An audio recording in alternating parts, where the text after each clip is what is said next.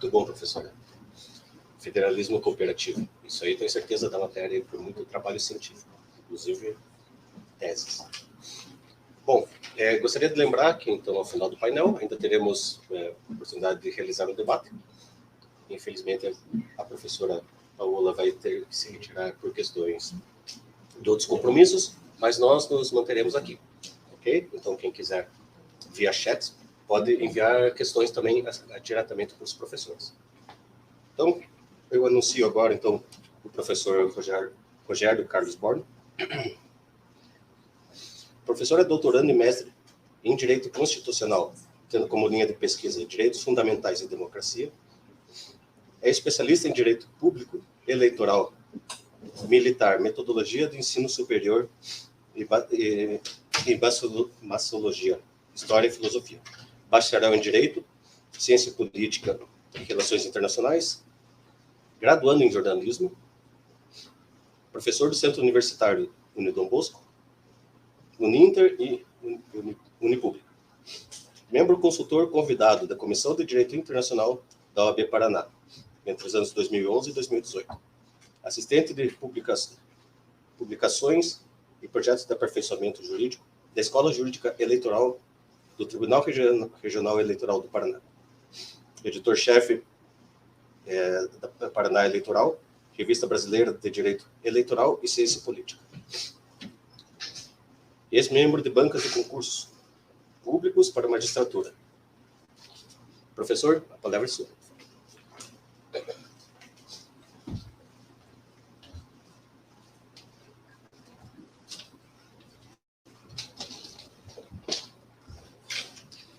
Boa tarde a todos. Primeiramente, eu agradeço a oportunidade que eu tive do Instituto Federalista do Brasil, pelo qual eu tenho muito orgulho de pertencer. Também agradeço ao Centro Universitário Unidom Bosco, na pessoa da magnífica reitora Cuceli, também da coordenação de Direito, através da professora Paola, que está representando. Agradeço também aos professores que dividem a mesa comigo. Agradeço ao presidente do Instituto Federalista do Brasil, o Dr. Thomas, e o vice, o Dr. Ivomar, ao meu colega e diretor do Instituto Federalista, Rafael Pereira de Menezes, aos demais presentes, aos acadêmicos que estão aqui presentes, a Débora, acadêmica do 10º período, que gentilmente está nos auxiliando. E o tema que eu vou trazer hoje é federalismo e impeachment de governadores e prefeitos. Então, o que nós temos, né? Nós temos hoje uma Constituição Federal e uma Constituição da República. Por que isso? Nós temos uma Constituição da República Federativa do Brasil, do Estado brasileiro. E nós temos também, implicitamente, dentro desta Constituição, nós temos a Constituição Federal. Os alunos que são meus orientandos aqui no Centro Universitário Unidom Bosco, eles sabem que eu brigo quando eles colocam Constituição Federal. Eu prefiro Constituição da República. Mas por que nós temos duas? Dentro da Constituição da República Federativa do Brasil, nós temos a competência do Estado brasileiro, o Estado soberano brasileiro. É aquele que tem soberania. Na Constituição Federal, nós temos as competências da União. A União, ela tem povo, território, mas não tem soberania, ela tem autonomia. E dentro dessa autonomia, nós vamos diferenciar o que são normas do Estado brasileiro e o que são normas do governo brasileiro. Normas da República Federativa do Brasil, da Constituição da República, são aquelas que interferem nos demais entes federativos. Então, nós temos, por exemplo, o Código Eleitoral. O Código Eleitoral é aplicado para União, Estados, municípios e Distrito Federal. Então, o Código Eleitoral é uma lei do Estado brasileiro. Nós temos as leis complementares. As leis complementares, em regra, elas disciplinam, elas influenciam dentro dos entes federativos. Nós temos as normas gerais de licitação, as normas gerais em sentido genérico. Elas refletem a competência legislativa do Estado brasileiro, do Estado soberano. Nós temos órgãos que são do Estado brasileiro. Vamos pegar dentro do Poder Judiciário. Dentro do Poder Judiciário, nós temos a Justiça Eleitoral. A Justiça Eleitoral é um órgão do Estado brasileiro. Já a Justiça Federal é um órgão da União. Ela disciplina as ações em que a União é parte ou não. E no Brasil, dentro dessa divisão, pode-se dizer que a Constituição ela foi pensada na possibilidade de ser convertida para o parlamentarismo. Por isso que nós temos essa mistura de Constituição da República e Constituição Federal. E nós temos vários traços do parlamentarismo. Por essa divisão das duas Constituições, uma explícita e outra implícita. E nós temos a divisão dos entes federativos, que no Brasil é bem diferente dos demais estados. Nós temos aqui União, que tem autonomia, não tem soberania, estados, Distrito Federal e municípios, e territórios são autarquias. Na Constituição de 67 e com a Emenda 1 de 69, nós tínhamos que o município não tinha autonomia, e os territórios tinham.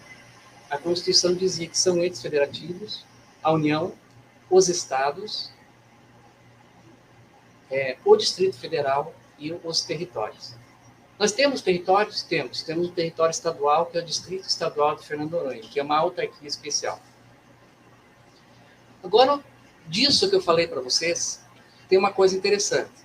Nós temos a Constituição da República, a Constituição Federal, a Constituição dos Estados, e nós temos o quê?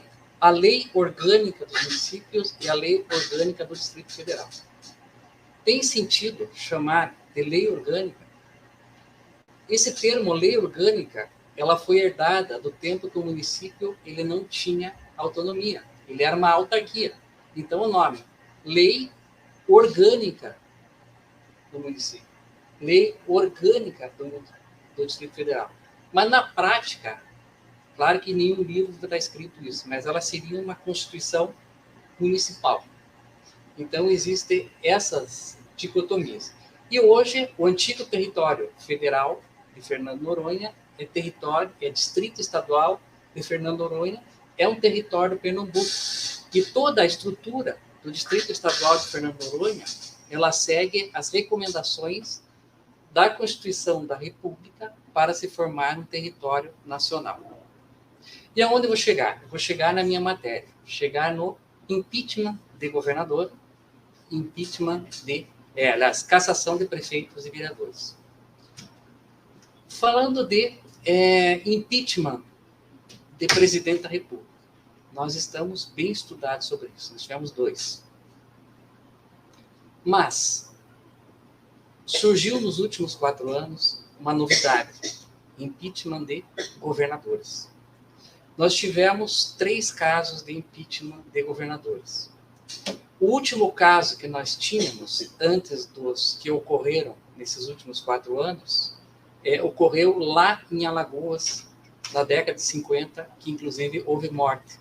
Houve um tiroteio dentro da Assembleia Legislativa de Alagoas, lá na década de 50. Daí cassaram o governador e o Supremo Tribunal reverteu, mandando efetuar novo julgamento. E no novo julgamento ele foi absolvido. Os últimos 4 anos, nós tivemos 2 julgamentos de impeachment do governador de Santa Catarina e um julgamento de governador de impeachment do Rio de Janeiro. O do Rio de Janeiro foi condenado, e de Santa Catarina foi absolvido 2 vezes. Mas por que eu estou chegando aqui? Eu estou chegando aqui porque existe uma diferença entre inabilitação e inelegibilidade.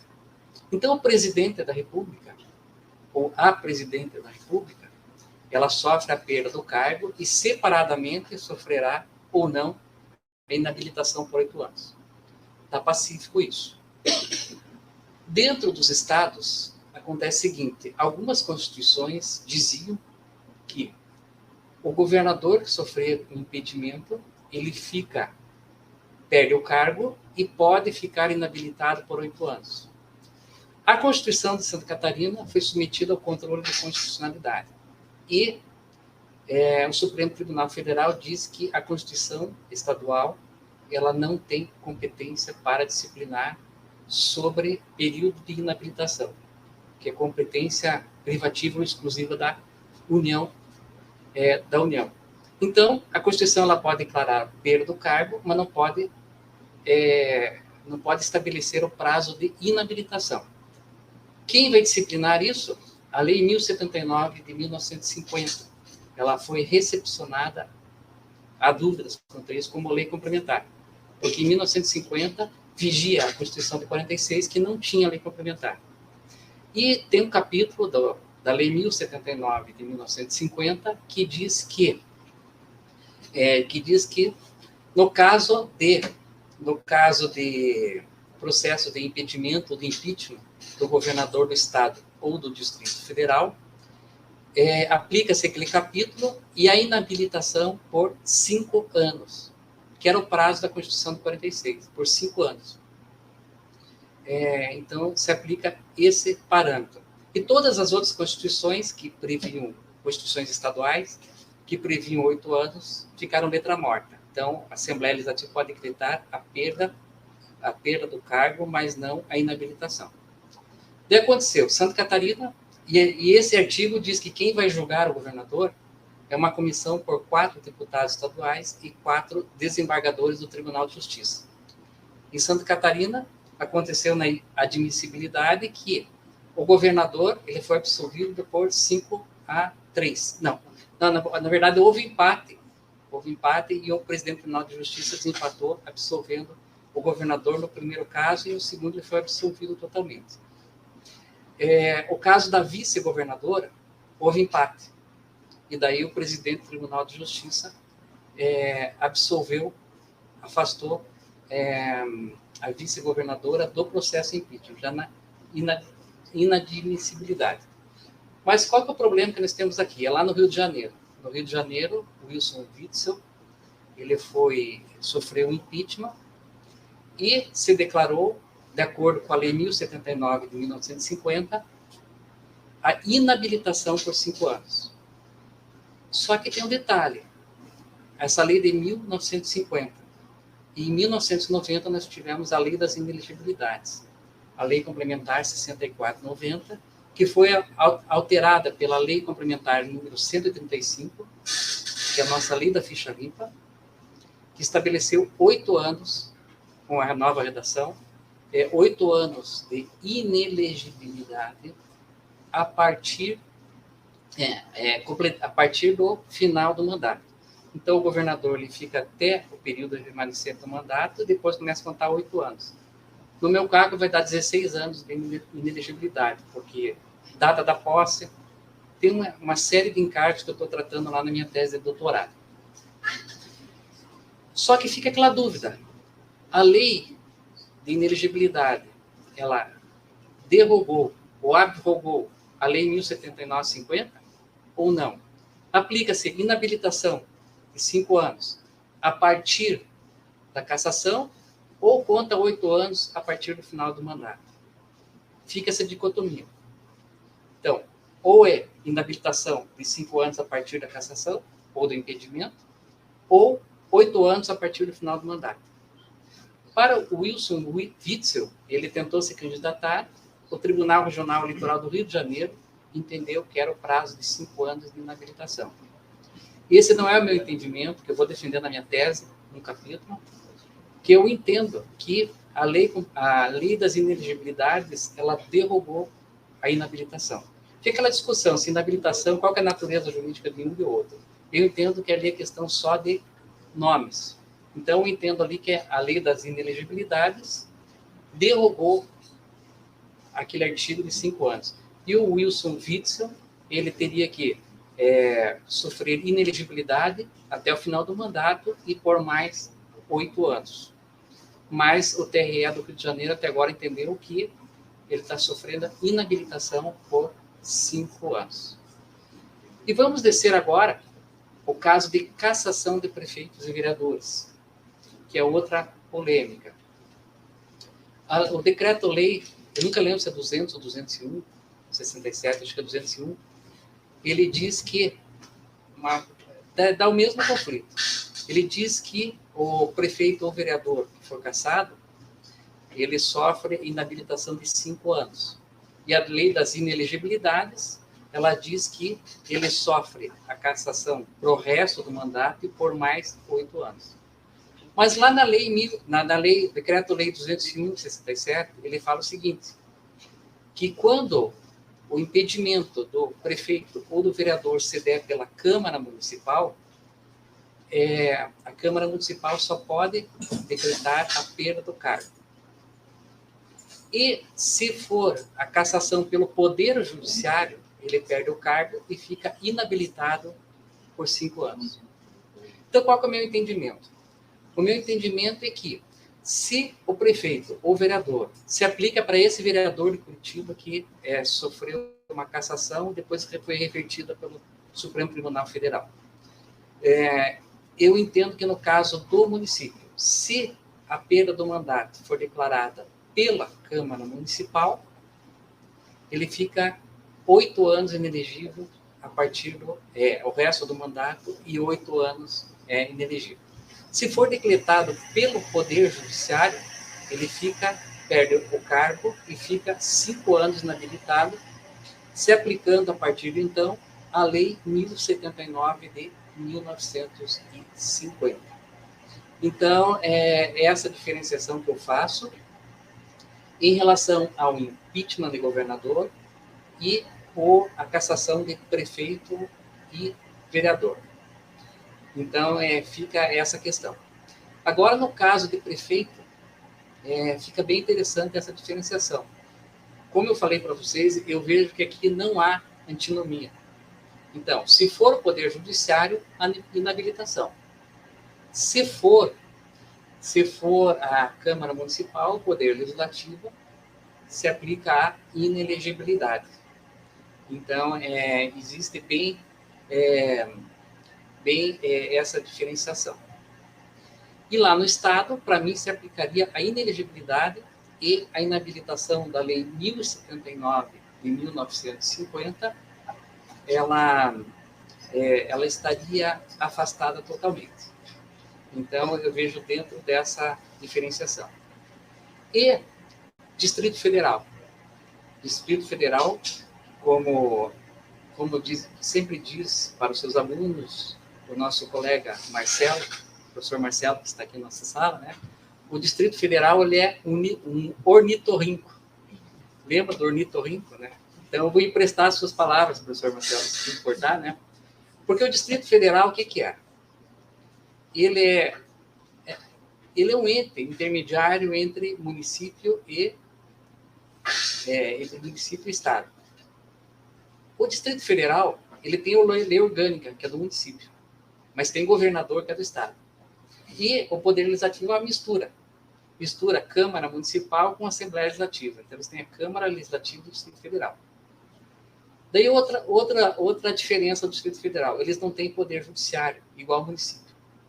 Eles não têm polícia militar, embora o comando seja do governador, né? Mas a polícia militar, a polícia civil, o Ministério Público e o Tribunal de Justiça são órgãos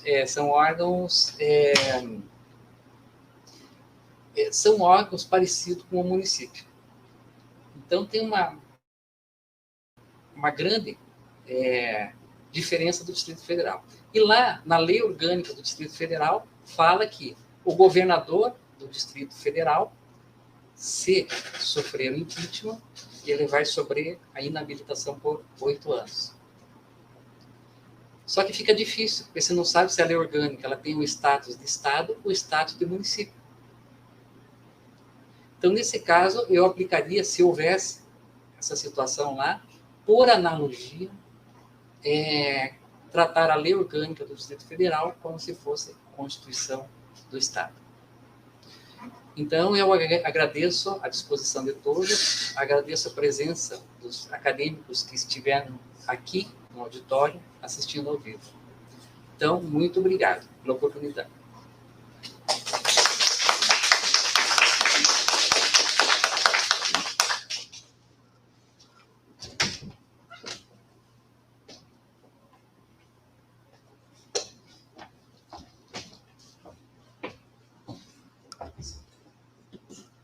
Professor Rogério Born, muito obrigado. Belíssima explanação, como sempre, né, professor? Então, de imediato, então, sugiro aqui que nós iniciemos o nosso debate. Diante de questões tão relevantes e de informações tão pertinentes aqui para a nossa proposta de encontro, tenho certeza que muita coisa pode ser extraída daí. Bom, ouvindo a professora falar, em termos de federalismo cooperativo, eu inicio com uma indagação.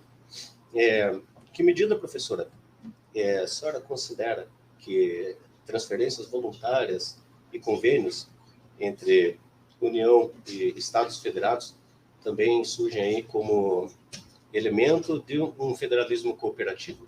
Ou é muito pouco para se falar em formalização nessa estrutura? Como que a senhora vê, na sua ótica,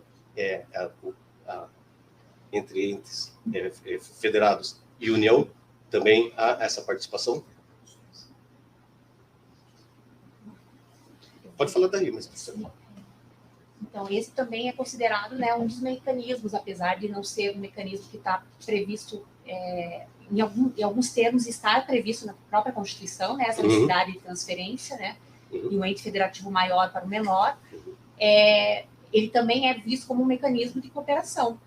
E quando se há um acordo também, um convênio, e existe ali também transferência de recursos, também se entende que faz parte aí dessa cooperação, né, que caracteriza o federalismo cooperativo. Isso. É muito importante, né, debater sobre isso, porque às vezes, de repente, a União se sente cumprindo com a sua função quando assim mantém, né, desses mecanismos já existentes, mas pouco se debate sobre o que pode fazer daí para frente, né? Muito obrigado, professora. Eu vou fazer um questionamento agora, a encaminhar para o professor Rogério, realizado pelo professor Ivomar, certo? Se os municípios tiverem autonomia organizacional e pudessem contratar administradores municipais para atuar como prefeito em relação a esses problemas, como que seria? Eu vou marcar. Entendi. Entendeu? Por favor, então, professor. Entendi. Certo. Tem uma câmera aqui, ó, desculpa. Tem uma câmera aqui, ó. Desculpa, professor, eu não informei, mas ali na computação. Então tá. Isso já acontece em alguns municípios, acontece no Distrito Federal. No Distrito Federal nós temos as cidades satélites. Então nós temos o plano piloto, que não deixa de ser uma cidade, não um município, uma cidade que o plano piloto é Brasília. O Distrito Federal é o ente federativo. E só existia o plano piloto, que é Brasília. Brasília é uma cidade, não é um município. É estranho que a Constituição ela diz que a sede do governo será em Brasília, mas Brasília não existe. Existe o Distrito Federal. Só que o Distrito Federal, ele criou administrações regionais. Ele criou órgãos que se chamam cidades satélites. As cidades satélites, elas têm toda a estrutura do município, mas o prefeito, o subprefeito, que ele chama, ele é nomeado, esse subprefeito ele é nomeado de cargo em comissão. Ali acaba virando um sistema parecido com o parlamentarismo, né? Porque o município teria que nomear um prefeito com aprovação da Câmara Municipal. O Brasil é o único país do mundo que o município é um ente federativo. Nos demais países, o município ele é uma autarquia. Só que é interessante, que nos demais países do mundo, o município é uma autarquia, mas o prefeito é eleito pelo povo. O que não acontece com o território. o Distrito Estadual de Fernando de Noronha, que tem essa estrutura parecida que o Omar falou, é autarquia, ele tem um administrador, é bem essa estrutura que o doutor Ivomar falou, ele tem um administrador, esse administrador é indicado pelo governador e é aprovado pela Assembleia Legislativa. Aconteceu muito esse sistema na época das intervenções, quando se nomeava interventor do município. Então, o governador indicado e a Assembleia Legislativa aprovada, não era o Câmara Municipal. Então, isso que era ter discutido. Bom, vou dar espaço para o professor Ivomar também fazer a complementação, para não deixar pertinente, professor. Pois não. Obrigado, nosso colega do Instituto Federalista, doutor Rogério Borg. Carlos Rogério Borg. Rogério Carlos. Nós sempre confundimos. Borg, é o seguinte, na Alemanha, existem basicamente três tipos de organização municipal, né, de administração municipal. E os municípios, eles podem praticamente escolher aquele modelo que eles vão seguir. E um desses modelos, existe um conselho municipal, que seria mais ou menos como as nossas câmaras de vereadores, e esse conselho municipal, ele contrata um administrador que vai fazer a gestão do município. Tá? Então, existe aí uma autonomia organizacional, dentro dos parâmetros constitucionais, da lei fundamental da Alemanha, mas ele tem liberdade para escolher esse município. Né? A pergunta que eu dirigi a você foi no sentido de saber o seguinte: você estava relatando aqui a questão de divergência, né? Dois modelos de legislação, né? Em relação ao município, ao governo, se é pela Câmara de Vereadores, a cassação, se é o impedimento através do sistema judiciário, que, digamos assim, de penalidades diferenciadas. Eu pergunto se nós tivéssemos um modelo semelhante ao da Alemanha, em que os municípios, ou que alguns municípios pudessem escolher, tá? Em vez de eleger um prefeito através de partidos, nos Estados Unidos não existem partidos nos municípios, né? Existem, praticamente são chapas, né? Que pudessem selecionar, escolher, votar o conselho, e esse conselho contrataria o prefeito como um administrador municipal. E se o administrador não funciona corretamente, não funciona bem, não é eficaz, simplesmente demite-se ele e contrata outro. Né? Então, a questão foi colocada nesse sentido. Se nós mudássemos para este modelo, não resolveria esse conflito de legislação a que você se referiu na sua palestra? É só isso. Obrigado, Carlos. Então, nesse sentido, se a gente mudasse esse sistema, com o prefeito nomeado, eu acho que a participação popular, a soberania popular, não no sentido soberano do Estado, ia decair muito. Então, ia virar quase que um sistema parlamentarista, né? Que o primeiro-ministro pode ser nomeado e destituído com moção de censura. Mas, por outro lado, o que ia se aperfeiçoar é a questão técnica. Porque nós elegemos hoje um prefeito independente da sua qualificação técnica. A gente elege um prefeito mais pela sua popularidade. A partir do momento que se nomeia um prefeito, seria pela Casa Legislativa, a tendência de se escolher uma pessoa mais competente no sentido técnico seria maior. A administração pública ela poderia ser mais eficiente. Mas o que acontece no Brasil? Eu sou contra esse modelo, por quê? Porque há um déficit democrático.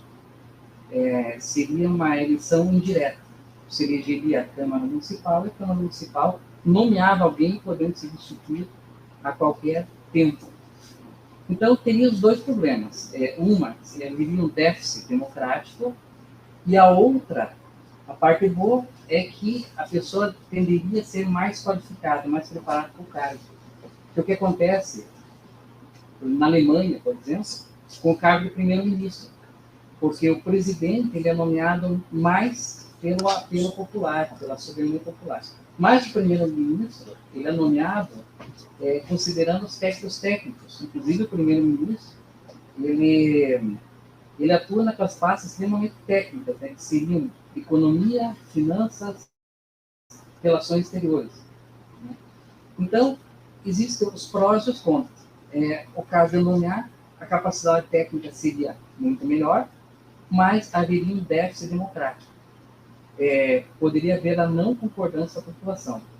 Na Alemanha é mais fácil, porque o grau de instrução na Alemanha é muito mais alto, em geral, a média. Então, inclusive a eleição em regra, não há eleição direta na Alemanha. O senhor Marcelo pode me confirmar isso, que ele morou na Alemanha, né? Então, existe uma diferença cultural muito grande da Alemanha para o Brasil. Então, eu não defendo esse sistema aqui para o Brasil. Certo, muito obrigado, professor. Professor Marcelo, também convido para fazer qualquer intervenção, qualquer comentário. Certo. Sobre essa questão trazida, eu acho que é um ponto muito relevante, porque Brasil e Alemanha, nesse aspecto do sistema federativo, são experiências que guardam suas semelhanças e, ao mesmo tempo, têm radicais diferenças, né? A Alemanha é um país que tem mais ou menos do tamanho um pouco maior do que o estado de Minas Gerais e tem uma população de 80 milhões de habitantes, tem um número muito grande de municípios, tem, salvo engano, tem mais municípios na Alemanha do que no Brasil. E esse modelo de construção tem muito a ver também com a herança e com o modelo de comunidade que existe em cada região do país, porque, embora não seja um país tão grande, mas existem algumas diferenças regionais bastante acentuadas em muitos aspectos culturais, aspectos econômicos, aspectos históricos, porque a Alemanha, há um pouco mais de 100 anos, era um acolchoado de pequenos reinos que tinham uma grande independência e autonomia entre si.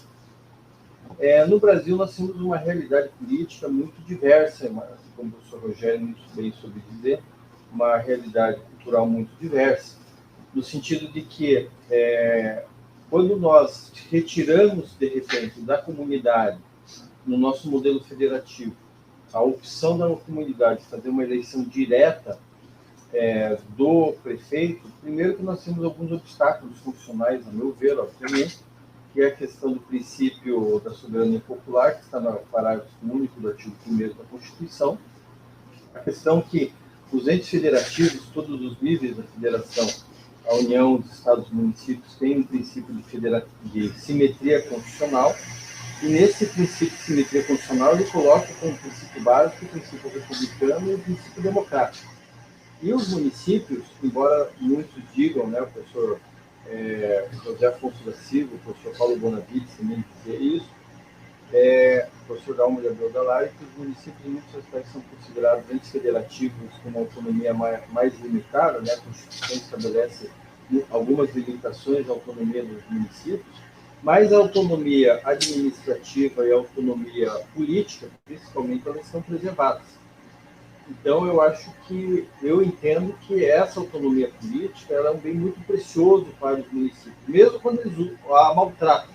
A gente, às vezes, observa que ela é maltratada, com escolhas políticas inadequadas, com administrações desastrosas. O professor Rogério trabalha no Tribunal Regional Eleitoral, ele acompanha um pouco mais de perto essa realidade, né? Um grande estudioso da ciência política também. E a gente sabe que temos administrações municipais sofridas, mas também existem muitas administrações municipais muito boas também. Mas a opção de se colocar na mão da Câmara, nas mãos da Câmara dos Vereadores ou da sociedade, na minha opinião, ela é um pouco equívoca. Por quê? Porque a sociedade ela tem que ter essa responsabilidade. O debate do sistema federativo, por excelência, ele pressupõe que as partes, os entes federativos, o povo, a sociedade, ele tem que ter uma compreensão do sistema e precisa exercer essa compreensão, exercer essa autonomia política, administrativa, orçamentária com responsabilidade. Porque, infelizmente, conhecendo aí a nossa classe política, nós devemos sempre observar que também a escolha pela Câmara de Vereadores também não significa que teremos necessariamente administradores técnicos. Eu vejo, por exemplo, em muitos casos, nos conselhos tutelares, que tem uma um papel cada vez mais relevante na nossa sociedade, mas muitas vezes nós temos eleição de conselheiros tutelares que muitas vezes não têm condições técnicas, não têm conhecimento, e que muitas vezes eles são eleitos para o exercício da atividade relevantíssima do conselho tutelar, meramente por questões de afinidade política, de acomodação de composições, sabe lá como surgiu, e a atividade fim, o papel, aquele serviço prestado para a comunidade fica de lado. Então, essa é a minha colocação. Certo, muito obrigado, professor. Poderíamos pensar na questão da cláusula pétrea, né, do sistema federativo brasileiro, né, se isso não viria a ferir, né, no tocante ao município, tendo em vista essa questão o autogoverno, a questão da responsabilidade política dos governantes, né, eleitos pelo povo. Eu acrescento também aqui, se discutiu a extinção de 91 municípios, se me falha a memória, por inviabilidade financeira, econômica. Né? Eu acredito que a Constituição ela não pode retirar a autonomia do município criado, ela pode impedir de se criar um novo município. Mas para que esse município perca essa autonomia, tem que haver, da mesma forma que criar no município, um processo de desmembramento, de fusão, que cai bem nessa parte de autonomia da administração.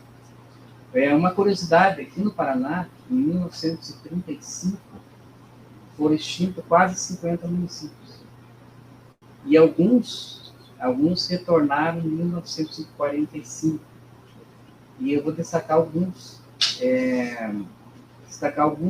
que são bem famosos. Guaratuba, Matinhos, tem alguns que a gente conhece que nunca mais voltaram, continuaram no distrito, que é Vila Palmira, Guaragi, perto de Ponta Grossa, e Porto do Cinco. Porto do Cinco foi um município. Hoje, eu acredito que a Constituição, pelo princípio democrático, pela autonomia dos entes federativos, ficaria impossível você extinguir esses municípios. A Alemanha extinguiu uma época, né? Vários, né? Sim. E eu acredito que a autonomia hoje dos municípios ela é intocável. Então, complementando o que a professora falou. Nós temos um movimento municipalista no Brasil muito presente hoje, né? E os municípios muitas vezes estão buscando meios de conseguir se manter, viabilidade econômica, viabilidade social, utilizando o termo meio grotesco, né? Meio que é picaretada, né? Estão lutando aí. Ver, por exemplo, muitos municípios passaram a ser viáveis do Brasil com o dinheiro do pedágio. Né? Passa a rodovia no município, ele tem uma participação na verba do pedágio, aquele dinheiro foi o que passou a financiar o funcionalismo público, passou a financiar serviços públicos, passou a financiar o sistema de saúde. E agora não tem pedágio no Paraná? Agora não tem pedágio no Paraná. E o Paraná tem, particularmente, tem um processo no interior aí, nós temos 399 municípios, mas tem aí, salvo memória, uns 40, 50 municípios que estão nos últimos 30, 40 anos num processo acentuado de perda de população, de perda de atividade econômica, que provavelmente em algum momento vai ser questionada a sua viabilidade. Né? Eu acho que essa revisão, porque não adianta criar um município, não adianta termos um município, se esse município economicamente ele não é viável. Porque a consequência para a população, a consequência para aquela comunidade que vive ali é muito pesada. Agora, por outro lado, quando se torna distrito, né, a sede tem que investir no distrito. A sede tem que cuidar, tem que amar o distrito, né? Senão acontece que nem aconteceu com Cássio e Carambeí, né? Carambeí hoje é um município riquíssimo, né? Tem uma colônia holandesa extremamente progressista, extremamente bem organizada, e na época que era distrito de Cássio, o município não fazia investimento no distrito, não fazia lá as intervenções que o poder público deve fazer, porque é o seu papel. E aconteceu que o distrito acabou se emancipando, e hoje é um município extremamente rico, muito bem organizado, então tem essas situações. Né? São conduzidas pela mão da política. Né? Daquelas situações que o município, o novo município quebra o município antigo. Exatamente. Porque o sustento do município antigo, às vezes, vem da indústria que está naquele distrito, que foi o empenho da prefeitura daquele município desmembrado que atuou para colocar aquela indústria. Professores, a gente tem o exemplo aqui perto de Pinhais e Piraquara. Exatamente. Piraquara floresceu, né? Ou melhor dizendo, Pinhais floresceu, né? Agora, eu tenho também um exemplo que me vem à cabeça. Desculpa, professor. Tenho um exemplo que me vem à cabeça também. Eu confesso que não sei em que ano que aconteceu, em que década, mas foi Camboriú, né? Porque Balneário Camboriú era apenas um balneário, né? E em determinado momento desmembrou. A cidade de Balneário Camboriú cresceu muito, né? Como nós vemos, até agora continua crescendo, mas a cidade de Camboriú passou a ser uma cidade que parece ter sofrido bastante com esse desmembramento, não é? Quase que inverteu a relação. Né? Exatamente. Então isso chama bastante atenção também, né? Bom, eu imagino que o professor Thomas também possa querer fazer algum questionamento. Professor, por favor, fique à vontade.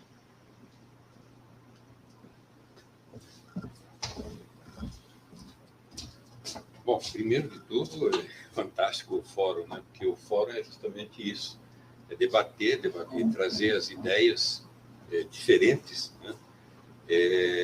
Eu queria contribuir com a ideia de que nós, eu pelo menos, eu penso, quando se fala em reforma do Estado, né? Quando se fala em autonomia dos municípios, quando se fala em autonomia dos estados, as competências concorrentes, enfim, eu penso sobre um novo arcabouço constitucional, né? Sobre uma nova Constituição, uma nova federação.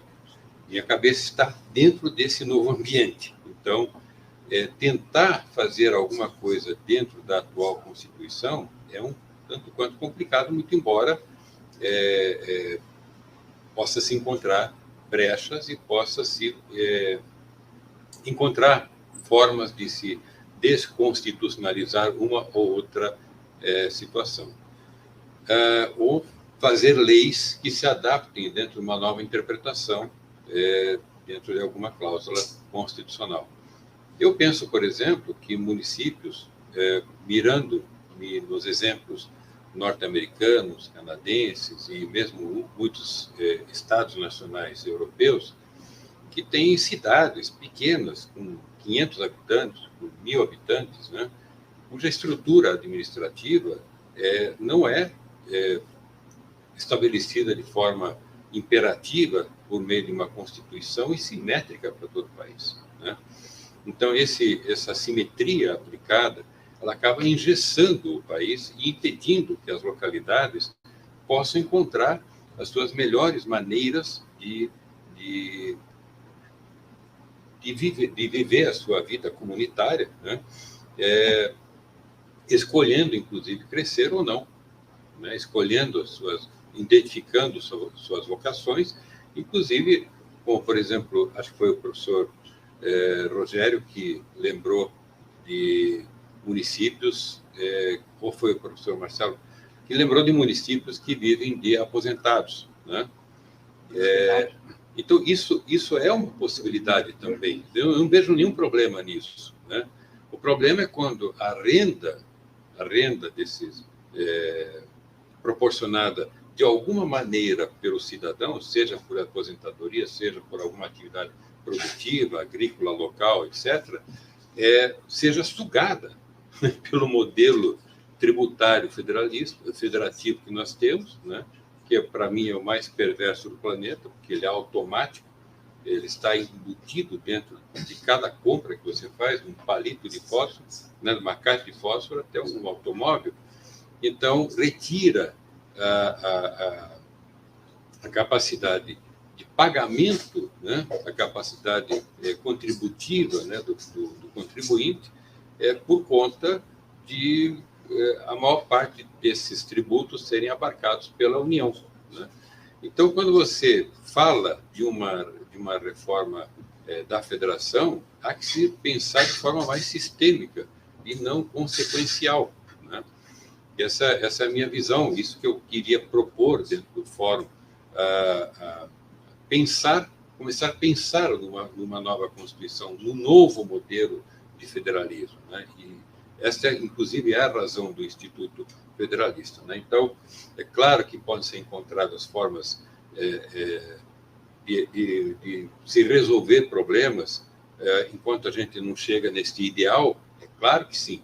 Tanto é que eu conversei com a professora Paola, depois da excelente exposição dela sobre a PEC 32, e me chamou a atenção sobremaneira mesmo, essa questão dos jabutis centralizadores incluídos nessas reformas, né, nessas PECs,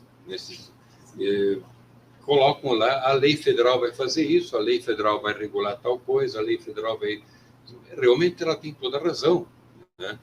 Então, eu quero, e conversei com ela já, estou autorizado por ela, já a convidei para isso, inclusive, e convido a todos os demais, as demais cabeças brilhantes aqui, a começarmos a acompanhar o processo legislativo, tanto do ponto de vista da legislação federal, quanto do ponto de vista das reformas constitucionais que são propostas na Câmara ou no Congresso, para que nós possamos chamar a atenção, por meio de notas técnicas, o que eles estão fazendo.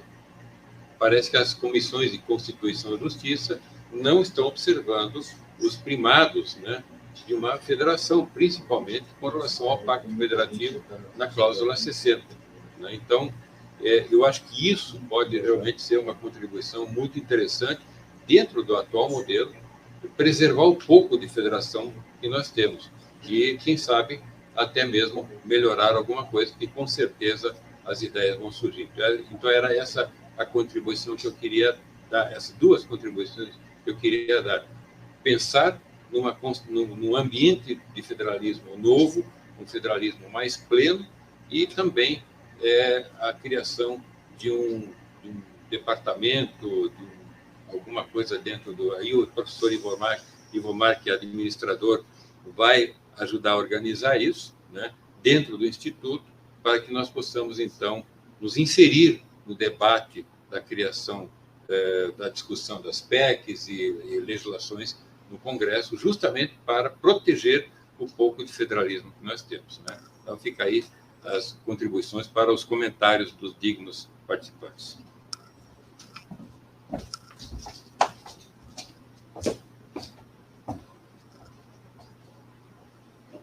Presidente, muito obrigado pelos comentários, muito relevantes e muito pertinentes. Bom, em decorrência do nosso horário, estamos chegando ao final do nosso debate, gostaria de agradecer a todos os professores, a todos os presentes, quem nos acompanha também virtualmente, e deixar aqui também o convite para que possamos estar acompanhando o próximo painel número 2, que tem como tema política local e nacional, a partir das 16 horas. Mais uma vez, agradeço, professores, agradeço a todos.